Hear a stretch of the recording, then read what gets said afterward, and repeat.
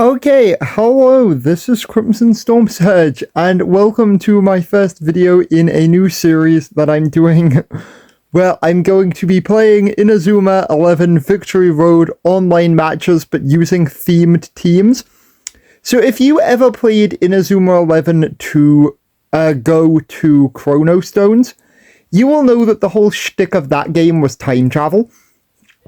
And as a result of that, there is a bunch of characters from different time periods in that game, pretty much all of which were added to this game. The fact that basically Prince Charles is in this game is very funny, because I live in the UK, and we currently have a king called Charles. So that's just very funny to me. But, so we are basically using a bunch of characters from different time periods that appeared in Chrono Stones. You can actually get the entire Legendary 11 that you, recruit and mixi-max with throughout the course of that game. If you've never played that game, nothing I just said will make any sense to you whatsoever. But I would recommend playing it. It is genuinely, it was, till this game, my favorite Inazuma 11 game. I would say it was the one that, jumped the shark, but there was no shark to begin with for this franchise. There was no shark for this franchise to jump, because this franchise already was just the most absolutely insane franchise y'all have ever seen in your life. So literally 0 sharks were jumped, because there was no sharks to jump. But anyway,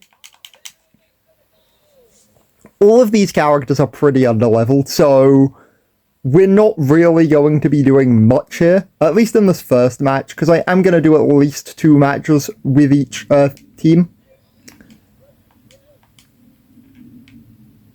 All of my level 1 defenders ain't stopping this guy in a million years. Okay, I say that as one of my level 1 defenders actually did just stop that guy. Okay, and then I just accidentally passed the ball straight to my opponent. Okay, bruh. Well, that sucks. Okay, god damn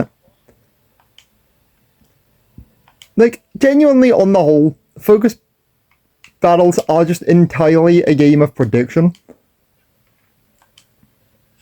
Yeah, there is some skill involved with them, but most of it is genuinely just getting lucky with predicting where your opponents are gonna go. You will find that some people will genuinely just have a pattern, oh yeah, they'll just constantly keep going left or right or something, which if they do, obviously it's a lot easier, but as I said, most people aren't gonna be that obvious. I said, you will find that sometimes people will prefer going left or right during these, and then you can kind of begin to pick up where they're going to go. But unless we breach it, we literally ain't doing anything to this guy. Genuinely fishing for breaches is still a valid strategy. It does use up your entire attention gauge though, so there is kind of a risk reward thing to fishing for breaches.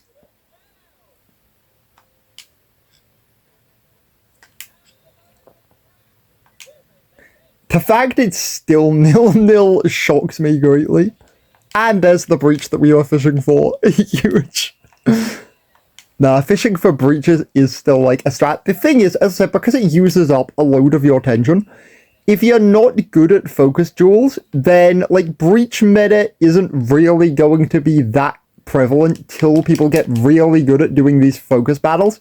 Because since all your attention is used up to breach, then, if you're not good at doing these, you're not going to regain any tension. So then you're kind of going to be playing at a disadvantage for most of the rest of the game. So I think, in that regard, breach is balanced. Should they still lower the regularity of breaches? Yes. Because you still breach way too often in this game. They've already lowered it twice, and it's still too high. So they do need to lower it for a 3rd time, but generally, breaching is nowhere near as bad as it was. I know I just spent, the last 2 minutes saying how breaching is still terrible.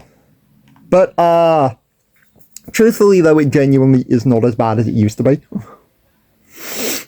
Because as I said, it feels beatable now, because that was the thing with Breach in the demo of this game. It genuinely did not feel like there was anything you could do. If your opponent was using like a full Breach meta, you just could not beat it. Whereas in this game, you definitely can. Like, if you just do really swift counterattacks, that is how you beat Breach in this game.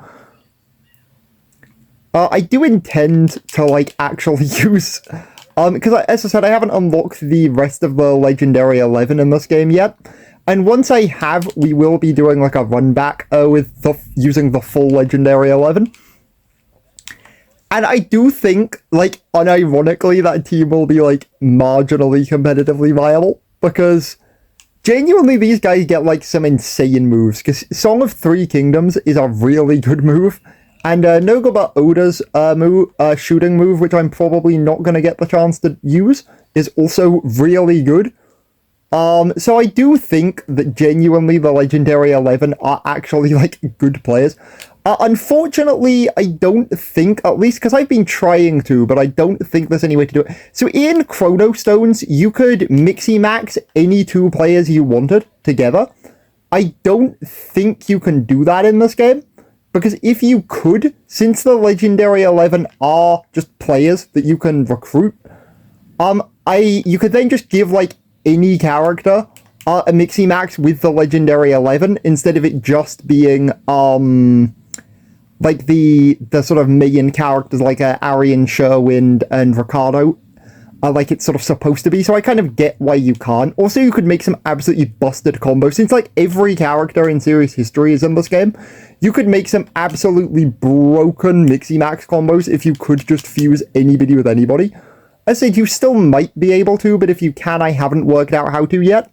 So if you have, like, if you're watching this video and you do know how to do that, then, like, by all means, let me know in the comments below. Okay, this, like, abysmal... Why is my defender all the way up here? Literally, why are you here? Oh yeah, also that's a really good strat. So if you, while you're targeting the opponent's goal, if you move the stick around, then you'll sometimes get a little reticle with the word target appearing. If you then aim at where it's over the bit that's pinging up the word target, then you will get a boost to your shot damage. So I would highly recommend doing that at every opportunity. Like, if you don't have, like, all your opposing team on your arse, placing castle walls left, right, and center, I cannot recommend you do that enough. Like, Invincible Keeper and Sweeping Win need to be removed from this game. Like, genuinely, Invincible Keeper and Sweeping Win are so broken in this game. I get that they basically are supposed to be, like, Mario Party comeback items, but because the, like, item you get is random at the start of a match, it means that your opponent can just get Sweeping Win immediately and then just kind of demolish you for most of the match, because then they can just get max tension almost instantly.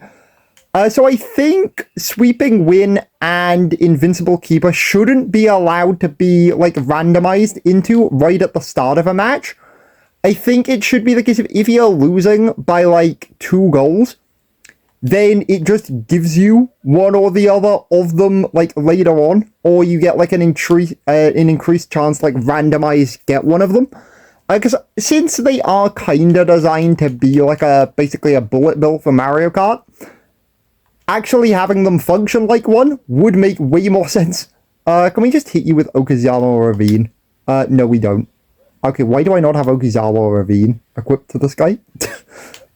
I'm pretty sure that's the name of it. That's Sakamoto's ace, like, move. I think it is called Okizawa Ravine, or something like that anyway. That's near enough if that's not what it's called. I knew you were going to do that. Like, there was no right way or reason they were not just going to pass to Aphrodite here. Wait, how did I stop that? My level 1 guy just stopped God knows. And God knows how they managed to do that, because truthfully, I do not have a clue. Okay, so if this can breach, like, I can get a breach here. I didn't, which would have been very funny. and I am kind of annoyed that I didn't. Okay, so he's actually using the gimmick of Sean Frost, which is that Sean Frost can, like, switch, like, his modes, which I think is what he's just done here. Yeah, so Sean Frost can switch, basically, between a defender and a striker. Slight story spoilers, but one of the defenders that you get in the story mode of this game also has the same ability as Sean Frost, so he can switch between being a defender and a striker in the middle of a match, which genuinely makes him, like, the best defender in the story mode by a mile, and one of the best defenders in the game. Like, he is truthfully a really, really good player, and I think he will become, like, a meta pick, like, defender, because he is just really good. Okay, we are actually going to end up winning our first game with this goofy, stupid time travel team. So that's it, like, I'm not even doing another match, I'm just ending the video here, because the fact we just won our first game with nearly entirely level 1 players is just very, very, very funny to me. So, so nah, bro, I don't care, like, I am just finding this very funny that we won that, so... Oh, we also got some, like, decent spirits. I think I already own all of these characters, though, which is unfortunate, but...